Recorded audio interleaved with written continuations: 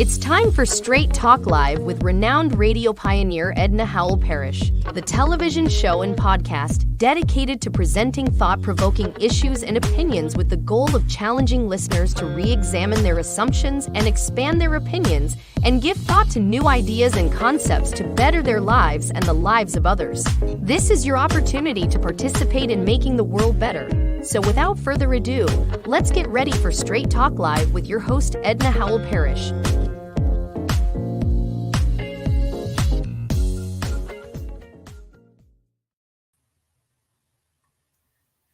Hello, and welcome to the show, Issues and Opinions with Edna and Friends. And today our friend is the one and only Stacy Benson Taylor, Montgomery County Recorder.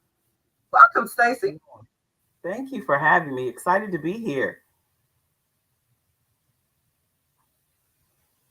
So glad to have you here.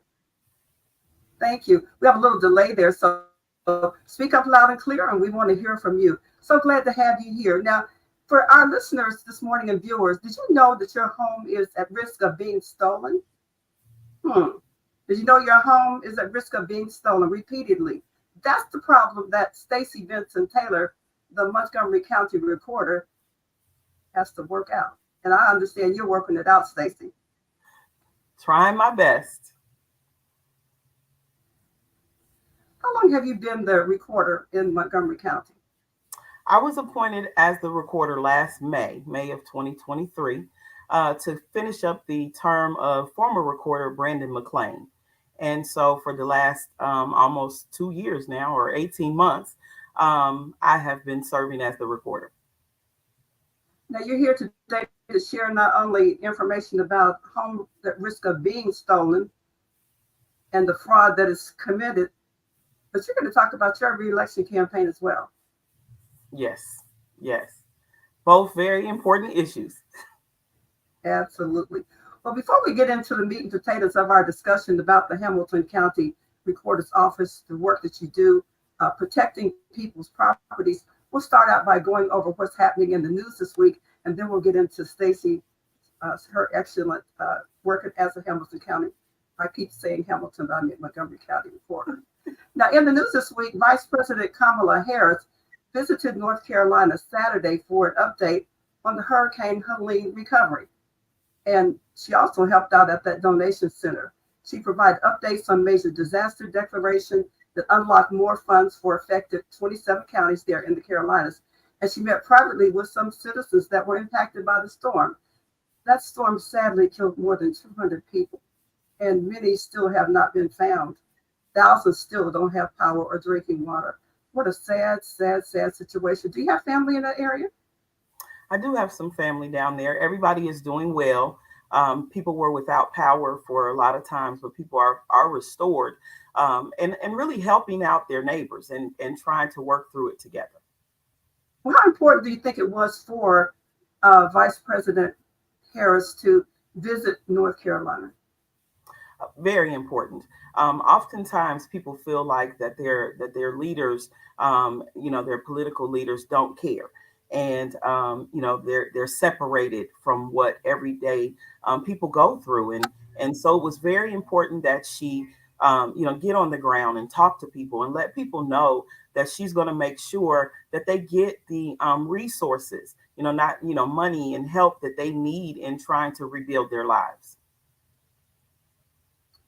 How good of a president do you think that Kamala Harris will make?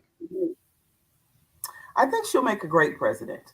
I think that she has, number one, you have the experience of being the vice president. And I'm a firm believer, if you want a job, you stay on the heels of the person that has the job. And so I think that a lot of people probably felt like she wasn't, visible, or they didn't know what she was doing. But oftentimes people don't know what you're doing because you're busy doing a lot. You're busy paying attention to what's happening and figuring out what your role is in the successful presidency. And so I think that she will make a good president. I think the fact that she cares, I think the fact that she has the ability to look at all sides of an issue will give her an advantage. And as we move forward in this election and into the next presidential term. Republicans are kind of fretting over uh, Donald Trump's ability to keep up with Kamala Harris's action and attitude. But he visited Wisconsin, and he got a lot of attention there. Mm-hmm. And I think that that made him feel pretty good. I think that is something that he focuses on a lot, is the attention. I think he focuses a lot on the attention. I think he focuses a lot on the size of his crowds. I think he focuses a lot more on who's watching him than who he should be watching. As our president, his responsibility is to be more concerned about the constituents. But I feel like he wants everybody to, he wants everybody else's attention. And I think that's a big focus for him. Well, his wife, the former First Lady, Melania Trump, got a little bit ahead of her book release, her upcoming memoir called Melania. She's come out as pro-choice in support of abortion rights. I thought that was quite interesting. She said it's an essential issue. Trump's son, Eric Trump, took a similar stance. He calls abortion politics an individual decision. Even Donald Trump now is pretending to agree with his wife. Quite interesting, because we know what the vote has been and what voters have been saying and what Trump has been saying in his camp. Now, writer for The Atlantic magazine, Jamil Hill, Jamil, she says, oh, so Melania gets to choose, but not millions of other women. She said, I got it. And other Democrats are saying it's a trick to sway voters. What do you think? It's odd because we've seen the flip-flop. During his previous run, he was standing on the church holding the Bible because he was a Christian. And now he's not a Christian, but he supports the Christians. And so we've seen that type of flip-flop, to appeal to the voter that he thinks at this point that he's losing. Because I do believe that not just women, but men and women who understand that this isn't about being pro-abortion. You can be pro-choice and not be pro-abortion. This is about allowing a woman to have a right to her body. And since there is nothing else out there that says it's going to control what a man does with his body, people just feel like that's the right thing to do for themselves, for their daughters, for their grandchildren. And I think he sees that. And so he's trying to figure out how to get back on the side of what appears to be a lot of voters here in Ohio. We took a stand last year on this issue and said, listen, we don't want you meddling with women's bodies. And I think that Donald Trump and his camp recognize that can be an issue that spells a loss for him. Well, the hurricane that swept through North Carolina and Georgia, all on the East Coast, and Florida, has some voters in a couple states really worrying about what's going to happen with the upcoming election, especially in Georgia and North Carolina. Can you imagine the devastation that was done to the homes, the businesses, the voting sites? Will they be ready in time for the election to come up? And people registering to vote and voting deadlines? It's going to be tough. It sounds like that they're going to have to consolidate polling locations, but I think all of the election officials are committed to getting things up and running and making sure that there is a secure, safe, and trusted election. But it will be tough and challenging in those areas where there was so much devastation, and a lot of people are experiencing hardships. And so, you don't want to take what they're doing lightly as you hope that they come out and vote, because that may not be on the forefront of their minds. But making sure that we have a president that understands the importance of, FEMA and federal help and all of those, that's really important in a time like this. So people who have been impacted, and I also would say people who, now understand or have experienced the effects of environmental issues and global warming, because I do believe that we're seeing this and that this is one of those things that is probably a cause and effect. And so we need to have an administration that says we need to stop this, so we can try to, if not reverse some of the effects, at least pause where we are. Indeed. Well, just as they're trying to get cleaned up over Hurricane Helene, there's a tropical storm brewing called Milton. And this is a potential hurricane, a Category 3 hurricane in the Gulf of Mexico that could affect Florida, parts of Florida, Tampa Bay, Cedar Key, and Naples. This is going to bring in some 35 counties in Florida could be affected again. This is more devastation. Can you believe it? I know it is unbelievable. I did hear that they said the storm surge could be higher than with Helene. And so that is, you just hope that people, are preparing. And, it's hard to leave home and just say, I'm going to let happen what happened. But we just hope that people are preparing. But it is hard to believe that you right on the back, you have another one coming. Well, voters are getting a chance to hear from Vice President Kamala Harris Monday as she presents her case for why she should be president on 60 Minutes on TV. It's an election special by 60 Minutes. And for decades, 60 Minutes has featured both Republican and Democrat nominees for president. But this year, guess who won't be going? President Donald Trump. He backed out after previously saying that he would be on the show. Now, Harris is going to talk about the Israeli war.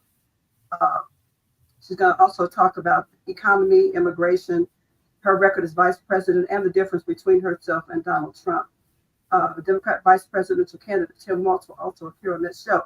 Why do you think Trump wouldn't go on 60 Minutes? That would be safe, wouldn't it? Does he have a story that he can share? I would hope that he had a story that he can share. I think a lot of these little blurbs you get on the news and this little bits and pieces that you get from different appearances, to have the opportunity to be on a show like 60 Minutes, that would let people see exactly what he felt like he was bringing to the table. So I'm glad that Vice President Harris is going to be on there. People can hear more about what it is that not only she's done, but what it is that she has in mind for our country, her and, her vice presidential choice, Tim Walz. I think that that's huge. And so it's unfortunate that he won't be there, but it's an opportunity for her to highlight herself and what it is that she wants to do for the country. Now, in 2020, when Trump ran, he was on 60 Minutes, but he walked out during an interview with Leslie Stahl. He walked out. So his loss, the gain for Kamala Harris. Yes. Well, in Ohio, the voter registration deadline is tomorrow, October the 7th. I had to go online and check this morning because I kept looking at people saying, well, check to see if you're registered. I know, like one lady that I saw on the news, she said she votes in every election. She couldn't find her name. And they said she wasn't registered. So what was up with that? I kept saying. So I went online and I found out the information I put in that it said I wasn't registered. I said, no, this can't be. So I put it in information in 3 times, and then I thought again, let me check and so I put in my first name, and then I put in my last name because I'm like you, I have a hyphenated last name. But I didn't put the hyphen in. And so guess what? It came up. Not only did it have my first and last name hyphenated, it had my middle name in there. And I didn't remember my middle name being for registration. So it's important that you go online to ohiovote.gov and check your registration. Make sure you're registered. It is very important. I know that here in Montgomery County, there were over 5,000 people who were purged from the rolls. Maybe they hadn't voted in consistent elections. And so we have literally been checking every time we're out registering people to vote. When somebody says they're registered, we say, check your registration. Because if there were ever an election where there would be a reason to not have certain populations voting, this would be one. And so, you want everyone to have a right to vote. And so we have consistently been checking, and it's great that you checked because we're constantly telling people to do that. Then the Montgomery County Recorder's Office, do you have anything to do with voter registration? We as a organization, we do not. That is not our lane. But just me being civic minded, a member of Alpha Kappa Alpha sorority, the Divine Nine, the NAACP, we are out registering voters. And so it is one of our targets, as we work together to ensure that people are registered and that people are checking their registration. This is Issues and Opinions with Edna and Friends. Today, our guest is Montgomery County Recorder, Stacy Benson. The Montgomery County Recorder is sharing details today about a free election fraud notification system, as well as information about your property being at risk of being stolen. How can somebody steal somebody's property, Stacy Benson Taylor? How can they do that? That was the question when I started working here in 2021 as Brandon McClain's chief deputy. What do you mean people are stealing people's property? Because I had never heard of it myself. It's hard to wrap your mind around that someone would steal your property. If someone steals your car, you walk outside and your car is missing, but your house, you're still in it. And so I tell people it's a paper crime. It's a crime where they create usually a quitclaim deed and they put all your information on there and they put you down as the seller, and then they put sometimes their own name, but usually a fictitious name as the buyer, and they transfer the property and sell it to the person. And then they eventually sell it to someone else. And it's a money grab. It's, like a lot of scams, it's all about dollars and cents. And so they figure they're going to flip it really quickly. If someone wants it for real, you'll deal with whoever ends up with the property. All this occurs without the homeowner being aware of what's going on until somebody knocks on your door and say, excuse me, I'm getting ready to move in. Or you notice if you're not living in a home, you go back by and check on it. Someone's living there, claiming that it's their home and shows up with the deed. Yes, so that happens. It happens a couple ways. It happens a couple ways. You're in your home and somebody shows up and says, "This, I bought this house." You're like, "You didn't buy this house." If it's a house where, say, it's a landlord and he's fixing it up, or a family who had a relative pass, and so the house is empty, but they're working on the estate. As they're working on the estate, they would steal the property out of the estate and sell it. And so they would, as they're going through, looking at, you don't get a tax bill.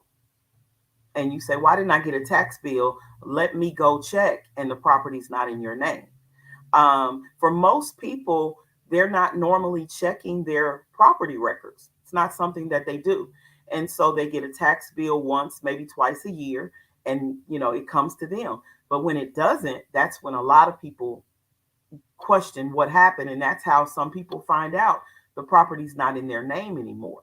Other times it is a situation of the house was vacant for whatever reason, and people start working in the house. There are contractors coming in, and the neighbors call and say, "Hey, are y'all getting ready to do something to the house?" And they're like, "No." Or the neighbor will come out and the person will say, "Hey, I just bought this house." And they're like, "No, you didn't, because I know the owner." And so, it's several different ways that people start to put their house up for sale, and the realtor tells them they don't own it. So it's just different ways. Who is at risk for this happening too? So I'd say when you're in your home, if you paid your house off or bought your house many years ago, so you bought your house and you got a mortgage, even if you're still paying on your mortgage, or you may have paid it off, you're not looking for property records. There's not a lot of transactions going on. So they know you're not looking. That's an easy house to get. You put your house up for sale and you're still in it, but you put it up for sale. They scan those real estate websites. That's a house. If you are a investor and you're in the middle of remodeling to get new tenants, you're susceptible. If you're a family who's in probate and you're, had a family member that passed away, the house is now vacant, you're susceptible. So it's a lot of different ways. I had a gentleman who has an apartment building, or had an apartment building, because we got it back, but he was still collecting rent, and they stole and sold his apartment building for $179,000. They weren't worried about collecting the rent. They weren't worried about managing the apartment. They just wanted the fast cash. Fast cash. Well, whose responsibility is it to keep up with stolen deeds, fraud, taking someone's house for them? Is it your department's responsibility in the Montgomery County Recorder's Office? Or is it So the homeowner? that is a very good question, because this is kind of new. It's not new, but it's really newly advertised, I would say, or newly exposed. That's what I call it, exposing deed fraud. So in December, after working as the chief deputy and becoming the recorder, I kind of stepped into the lane and took on the responsibility, because I kept seeing people being impacted, and it was like, okay, well, this isn't right. Now, I know I can't be the only person that's really super offended by this. I know I can't be the only person that this makes really angry. And so it's really a crime that is occurring, but because it's kind of been undercover and it hasn't really been exposed, or hadn't really been exposed, it was just happening, and only the people who were impacted knew about it. And so that's why most people thought it wasn't real, or it isn't real. And so I stepped into the lane and said, listen, this can't continue to happen. People work extremely hard for everything that they have. And just to have somebody think that they can steal what you have is not right. And so I worked on the fraud alert notification system was created in 2018, because that's when people started saying this is an issue. But it has blown up so fast. You see the LifeLock commercials, and they're saying it's a national problem, and so this is blown up. And so I kind of stepped in and said, we need to have a space where we are educating people about the fact that this is real. We are increasing our engagement to sign people up in the program, and then also looking at ways that we can curb this. And so I'm the only recorder in the state of Ohio that checks notaries on quitclaim deeds, because the statute says that the document has to be properly notarized. Well, I'm like, how do we keep ending up with these documents then if they're properly notarized? And I found that we have bad notaries, or people that are not notaries at all. And so we started checking the notaries. I'm also the only recorder in the state of Ohio that is asking for IDs for quitclaim deeds, because it's not required by statute, but there's no way to figure out who the man or woman was behind the curtain if you don't know who brought the document in to be recorded. And so I just made a decision that the families were being so negatively impacted that I needed to take some steps above and beyond what the norm was to try and address this problem. Our guest today is Stacy Benson Taylor, Montgomery County, Ohio recorder, also running for re-election in her position. Now, I know that having purchased a condo and a couple of houses, this thing that holds up a lot of times the sale of your property is the title search. Yes. You have to hire those people to do that. You have to pay for all kinds of information. So does the issue begin right there at the point where you purchase the home and making sure that you have a clear deed, and even though you have a clear deed, that somehow gets overlooked sometimes? So these are situations in most cases where there's no title search happening. These are quitclaim deeds. Quitclaim deeds, QUIT claim deeds, were created so that family members could transfer property amongst themselves. Neighbors have a lot and they want to sell it. So it was a way to, kind of bypass that whole normal process. Most of us are used to, when we purchase a home or purchase a building or something, that we do go through that process. You have a realtor, you have real estate professionals, the title companies. That usually that's not part of the process. This is a situation where the person identifies a property that they want to steal. They create the quitclaim deed and they forge your signature. So it's not going to a title company. Now, recently, we have had a case where the thief or alleged thief, because that one is actually being prosecuted. So let me say alleged thief.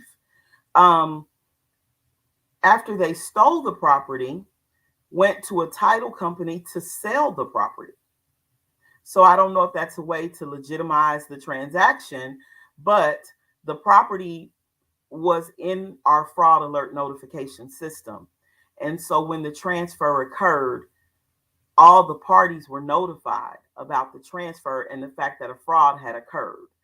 And so we were able to identify these people, and then they tried to sell a couple more houses. And so we were able to identify them because they did try to go to because the property was enrolled in the system, number one, but number two, they went to a title company to try and sell the property.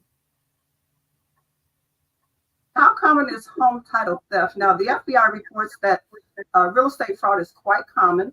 They said there were some 11,727 real estate fraud instances of real estate fraud in 2022. Home title theft, rental scams, and mortgage loan fraud all are in the same category. Very different. You mentioned LifeLock, for people to have to pay a company to watch their titles and take care of that for them. Is that safe, saying that once you have a LifeLock company or an alternative like Identity Guard and Identity Force and ID Shield, you don't have to worry about it anymore if you have those companies? You hire them to do that for you? So LifeLock is a company, and as you stated, you pay for their services. And they can tell you what is happening with your property if there are any transactions that occur on your property. That is what our fraud alert notification system does for free. So I encourage people, if they're just looking for the notification, what we call our FAN system, fraud alert notification system, notifies you if there is a transaction that occurs on your property. So if you refinance your home, you get a letter from me. If you pay your mortgage off, you get a letter from me. Anything that happens on your property, you get a letter from me. We do that for free. That is a free service that we offer in our office. Now there are additional, and I haven't researched it, but I understand that LifeLock, and I don't know if there are different levels, but you can get some type of insurance that will help you if this were to happen, that you could pay for. They will help you. You could pay. Well, they will provide you an attorney. But in order, you don't need a system or a company like that to monitor your property. And as it stands right now, I think they talk about locking your mortgage or locking your deed. They cannot lock your deed. That's not possible. And people like me who are looking at this are looking at ways that we can do something like that. But as it stands right now, that is not something that is occurring. These notifications are what is helping for us to secure the property. Now, you mentioned that you're the only recorder who has, brought this up in terms of people stealing homes and warning about deed fraud. But in the state, they have really put some information out there, so we're going to share that with us. It's called deed fraud, and if it happens to you, it is really difficult to undo. Here's what the con can look like. A scammer pretends to be the owner of a property or a vacant lot, and then they call a real estate agent and ask them to list it. They provide fake ID to try to prove ownership, and if this transaction does not get detected and it ends up going through, the scammer usually takes the money and disappears, and the buyer is left with property or a piece of land that isn't lawfully theirs. I think the most important thing for people to know is who the likely targets are. The likely targets are people who have significant equity in their home. So perhaps they've paid off their mortgage and there are no liens on the property. Sadly, senior citizens, they usually have the most amount of equity. Those with second homes, those are another likely target. So it's just good things to keep in mind for the homeowners. Here's how you can protect yourself. If you're the real estate agent or the buyer, don't let anyone rush you or pressure you into a listing agreement. You're also going to want to ask for photo verification and identification of everyone involved in the transaction. And if there's multiple owners, you want to make sure their signature is on all agreement documents. This is including spouses, siblings, or any member of the LLC. And you have resources. Either the auditor's website or the recorder's office can verify all documents to make sure that they're real and the ownership details. If you're a homeowner, consider a monitoring service. Now, the recorder's office usually offers this, so if there's any activity on your property, you'll be alerted of it. Make sure you check your credit report regularly. And if this is your second home or somewhere where you're not always there, make sure you have a trusted neighbor in the area that can alert you of any unusual activity. And I know we always tell you this, but it's very important to make sure you secure and protect your personal information. Fighting fraud, I'm Cassie Arsenault. Local 12 has more. Stacy, one question. So when people come into the recorder's office or when they're purchasing these homes, don't they have to show some kind of ID saying that they are the real property owner? No, the statute doesn't Checking the require signatures, that. does that happen? No, the way that the law is written is that the document is required to have certain things. So it needs to have the buyer's name, the seller's name, the legal description, who prepared the document, and then it has to be properly notarized and executed. And that properly notarized and executed up until people started seeing these cases more, served as proof that the seller had actually signed the document.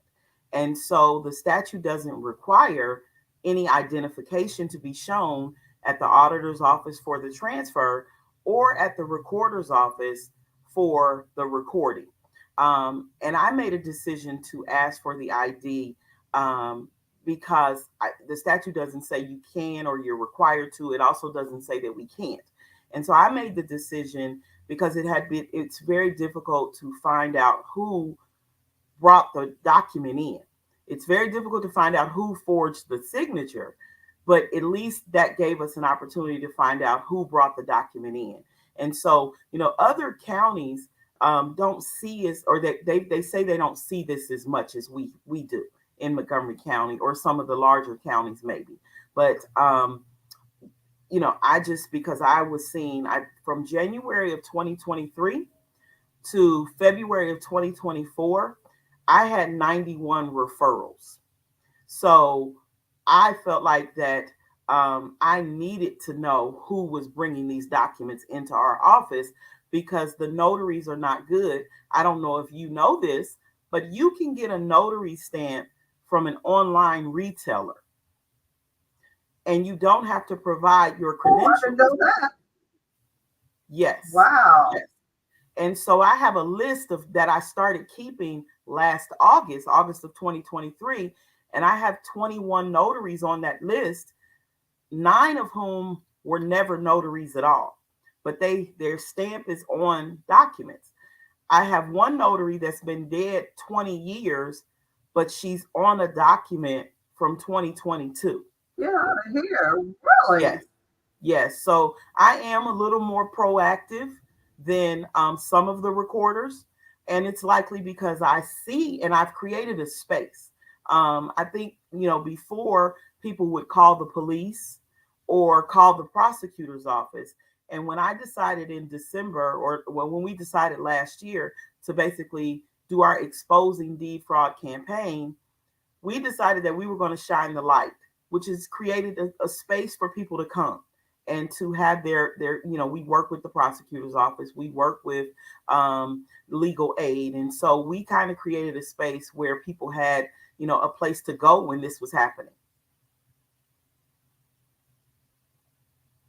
So Stacy, just because you lock your deed in a safety deposit box or you keep it safe at home doesn't mean they can't steal your deed.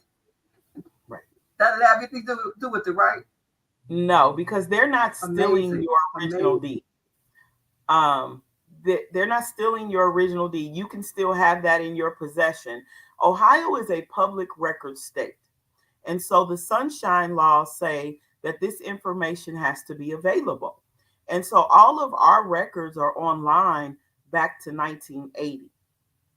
And so And then the auditor's office. You can go into the auditor's website and you can look up property. That's how a lot of people find the property. And so because records are available online, people can find your document or a copy of your document and your legal description for your property, which is the most important thing that they need is your legal description, and then create a new deed that looks like you sold your property to somebody else. So people can just go around and search homes that perhaps look empty or maybe not lived in, look Yes. up that property address and start ready to get the deal on. Or perhaps people are, maybe they're making some phone calls. My son told me to ask you this. He said he keeps getting calls from people on the phone wanting to asking him, can I buy your property? Is your property for sale? He wants to know, can you stop people from fishing? I call that fishing. Calling you, asking, I like your property, is it for sale? Somebody has their eye on that property, right? So yes, somebody has their eye on that property. And I won't say all of those people are scammers. There are probably some legitimate people who are interested in buying into a neighborhood. I will tell you, Montgomery County, Ohio, I believe Carl Keefe said that we were number 4 or 5 in the nation in cash property transactions. The reason being because this investment market is so great. And so there are a lot of properties that are changing hands, a whole lot of properties. And so these investors want to buy into our community. So you have some that are good, but I always tell people be wary of those conversations. Never say yes if they ask you, is this so-and-so? Because they are using technology to use your yes to say that you agreed to sell your property. And so when you just end those conversations and say, I'm not interested, because you don't want anything you say in that conversation to be used. So some of those are legitimate companies, but some of them may be people looking to fish to see if the property is vacant or if the property is a property that might be viable for them to steal it really quickly.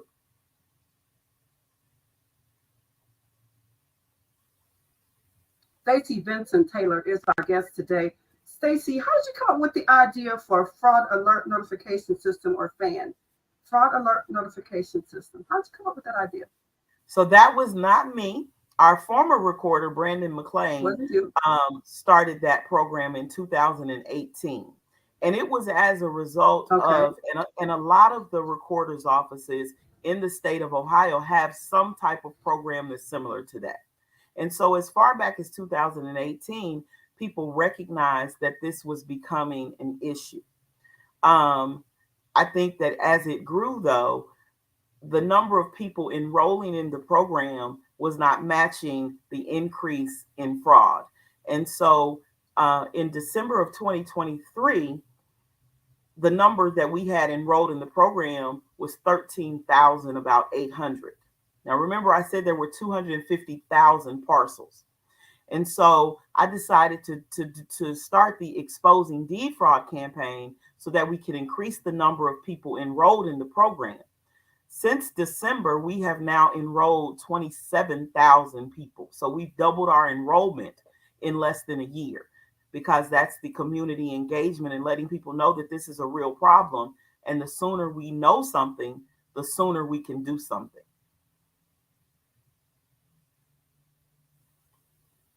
You know, I first noticed a big, gigantic billboard on Third Street. Yeah, Third Street coming out of New Lebanon, coming, I guess, east into the city.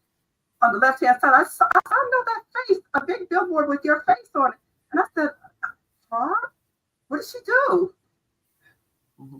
But it was Stacy Benson Taylor, the Montgomery County Recorder, whose picture and this fraud alert system was in this gigantic billboard. I thought that was wonderful advertising and getting people on the fence to understand and know about this fraud system. So have you gotten a lot of reaction from that system, the billboard? A whole lot of reaction. And I was reluctant, I have to tell you. I am probably the least politician, non-person or non-politician. And so that made me really uncomfortable. To the importance of the program, yes, but you want me to be on there, and they're like, yes. And so that was a little uncomfortable for me because I'm about the program, but it has really helped people say, I need to call this number, I need to check my property, and I need to enroll. And I think that was a big push. That was a big, aspect of why we were able to increase enrollment 100%, because we put it out there so people could see it. Well, how does the fraud alert notification system work? So you enroll. You can enroll online at MC Recorder, at mcrecorder.org. That's our website, and you can either enroll online, or we have a form that you can fill out if you want to come down to our office at 451 West 3rd Street, County Administration Building on the 5th floor. You can come in and you can enroll. I'm also in the community all the time. October 15th, I'm at the Trotwood Community Center at 1 p.m. in the afternoon doing a presentation. October 22nd, I'll be at the Employment Opportunity Center at Westtown Shopping Center at 6 p.m. And so we try to make it as easy as possible to get enrolled in the FAN system. And how much does it cost to enroll? $0. And that's a good thing. That's a good thing. Yes. Yes. It's interesting to know that you are a servant for the people. How did you come about becoming a recorder for Montgomery County? So I've always been involved in the community, and always thought maybe one day that I would serve in some type of elected space. But I was a union rep serving the people of Montgomery County and negotiating contracts and doing things like that. And I was asked to run for Dayton City Commission. And I ran back in 2021. And, I was not successful, but I made the decision that I wanted to stay on the administrative side. And so I came to work for Recorder McLean as his chief deputy. And then last year he said, hey, are you ready? And I said, ready for what? And he said, I'm going to go back to Dayton Municipal Court. And I said, well, and then I guess I'm ready. This is the space for me then. And, I wanted to bring that same type of service, that same type of, belief that if you are in a position, it's not about the seat, it's about the service. Not about the seat, but it's about the service. Service is nothing new to you. Your history of working with people, working with unions goes back a long way. Talk about how that began for you. Well, I'll go back just a hair further. My grandmother, Lillian Toller, was part of a club at her church when I was little called the Willing Workers Club. And they would feed people on Saturdays, and they would have clothing drives and give clothes away. And so I just always remember there was something happening in my family that involved serving someone else.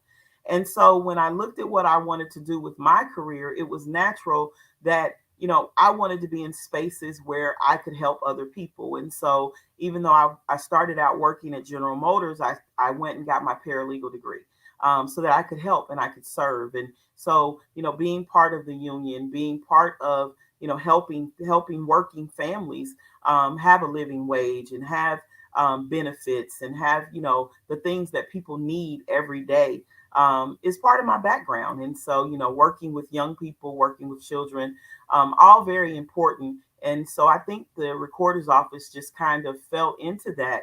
What can I do in this space to help my community?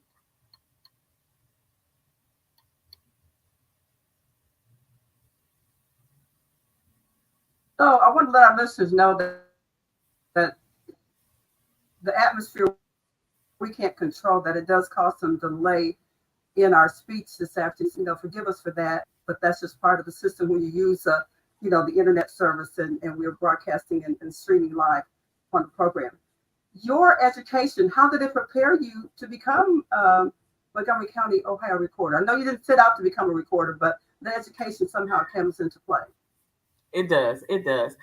So I have I went to Sinclair. I say that I have a trifecta from the three colleges and universities. And the degree from Sinclair, the paralegal degree, is a practical degree. So it gives you hands-on skills. And, ironically, in 1990 something, when I was at Sinclair, we would come over here to the recorder's office to do research for our real estate class. And so, you say my career really started here in this recorder's office, even though I had no idea that all of this time later. And then after that, after I got my paralegal degree, I went on to Wright State, where I got my bachelor's in political science with a minor in sociology, and then went on to the University of Dayton School of Law, where I obtained my Juris Doctorate. And we studied real estate, and so having that understanding of contracts, having that understanding of deeds and mortgages and, grantors and that language and property rights, extremely valuable in this role.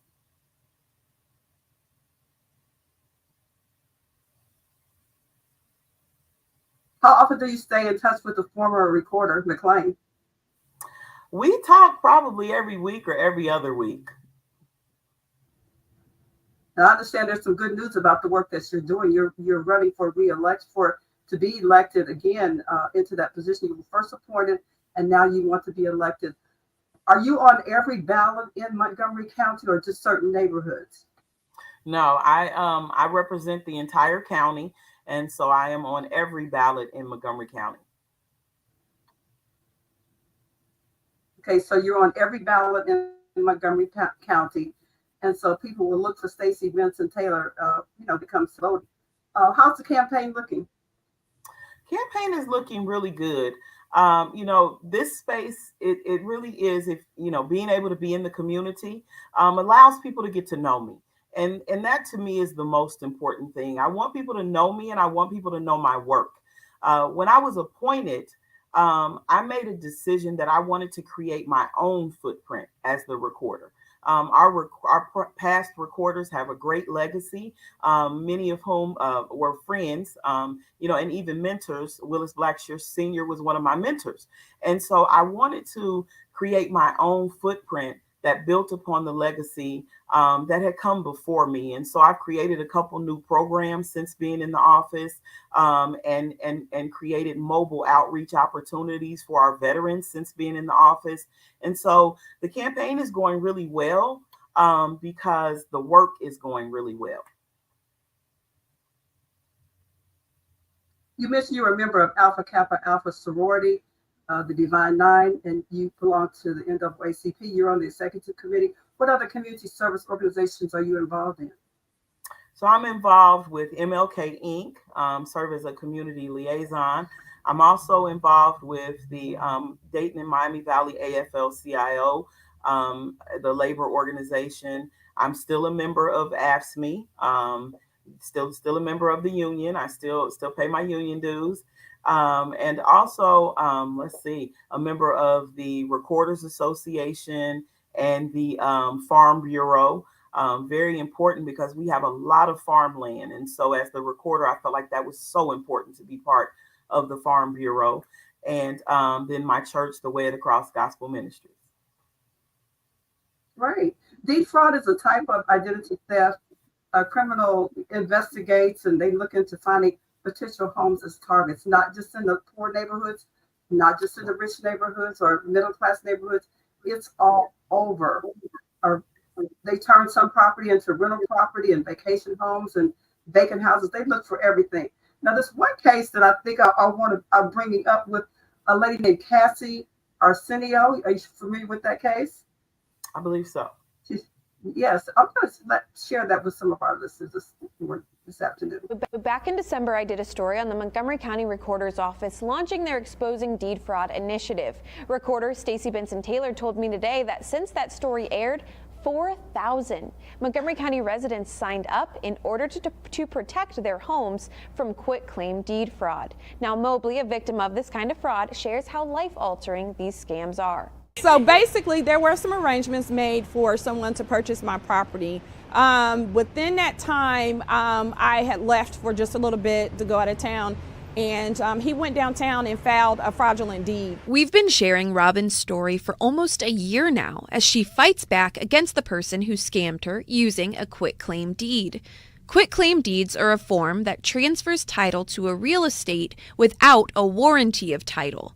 Scammers have now found ways to scout properties that appear to be unoccupied and search obituaries for recent deaths. We have vacant properties that are susceptible. We have our snowbirders and people who go away for months at a time. Benson Taylor also says that this type of scam is sometimes difficult for her office to identify. If it has all the vital information that is required by law, then we have to take it. That's what happened in Robin Mobley's situation, and now she's forced to represent herself in court. Due to my situation and recovering from cancer and all the things that I've been through, like it is what it is, and I'm going in there, just represent myself. Situations like this are why the Recorder's Office has the Exposing Deed Fraud initiative that has enrolled 4,000 Montgomery County residents since December 4th. This system alerts you if a document is recorded on your property, whether good or bad. And so if you refinance your mortgage, you'll receive a notice from our office and you'll say, yes, that was me.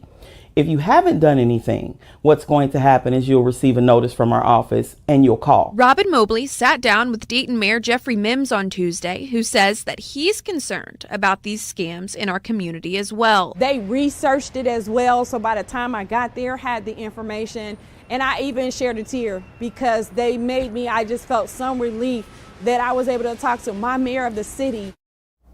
Now, if you do decide to enroll your property in the Recorder's Office's Exposing Deed Fraud initiative, you even get that window decal to put in your front window to physically show scammers that your home is protected by the Recorder's Office. Now, you can sign up for this initiative.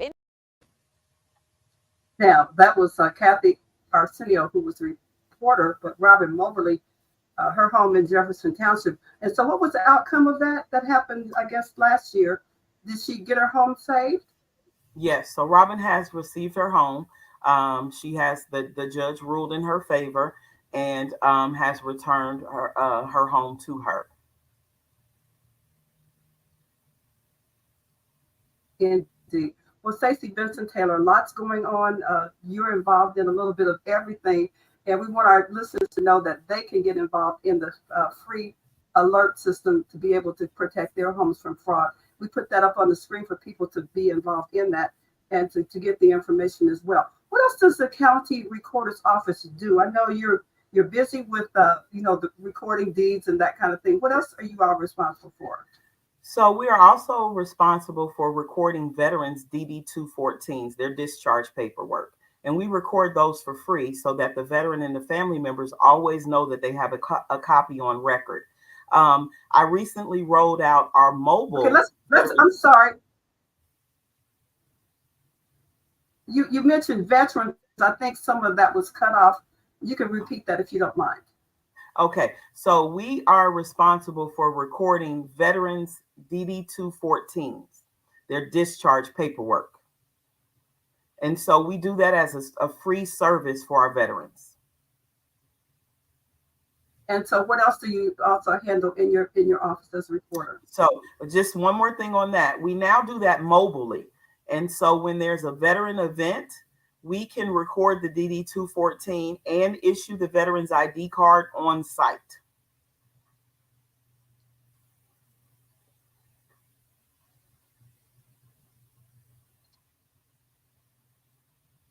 Do you have anything to do with wills or any other kind of legal paperwork? We do. We do. That is our new program, and it's called our Good Deeds program. And that I learned when I was dealing with the deed fraud that a lot of properties in our community don't go to probate court. And so I said, how can we help secure properties in our community? And so we decided to offer what is called a transfer on death designation affidavit. And that is an affidavit where you designate a beneficiary for your property. And if you do that, that is recorded in the recorder's office for around $50. And then when you pass away, your family member records a confirmation affidavit for around about $50.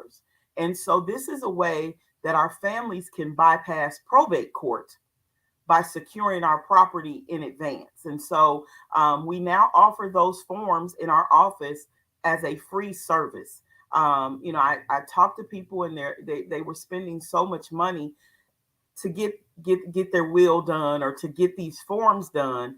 And I said, this is something everybody can't afford or don't have their attorney on speed dial, but everybody needs this service. And so we now do that in our office as a service to the community. Also was reading that you are also involved with living wills and declarations like that. We do. So if you have you can record your living will and your power of attorney here in our office.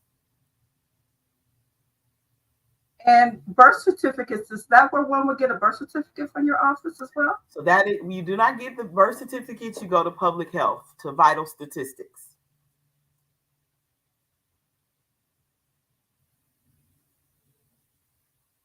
Okay, I'm sorry, that was kind of broke up. I didn't get to hear that part about birth certificates and marriage records, wills and estates. So birth certificates, you go to public health, and then for your will actually gets recorded in probate court, and marriage records are also in probate court. Wow. A lot of information that you gave us today. We really appreciate you coming in and sharing that with us. For people that are just tuning in this morning and not understanding everything about the fraud alert notification system and how people can steal your deeds and your property from you, quickly go over that again, and how can people enroll in the FAN system, fraud alert notification system?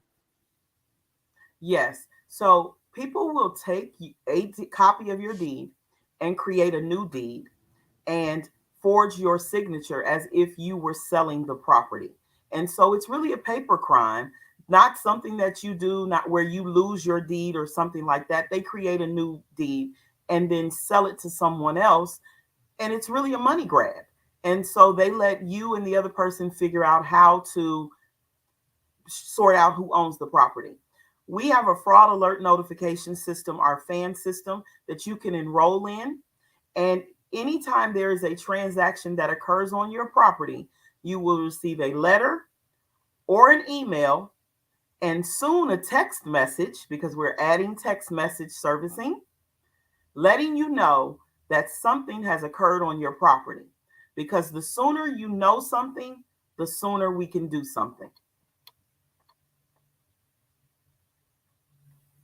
And as you run for Hamilton County Recorder to retain your office, I'll give you a chance to invite the people to check you out on Election Day. Yes, she keeps saying Hamilton, Montgomery County Recorder. And check out my website. It's Keep SBT let me start over. KeepSBT.com. to find out more about me, find out more about my campaign. And it's important in order to keep these services that we keep SBT as Montgomery County Recorder. Well, thank you. I keep saying Hamilton County because I spent, about 15 years of my career there in the greater Cincinnati area. And that's just a thing that goes on in my brain. I haven't corrected that yet, so I do apologize.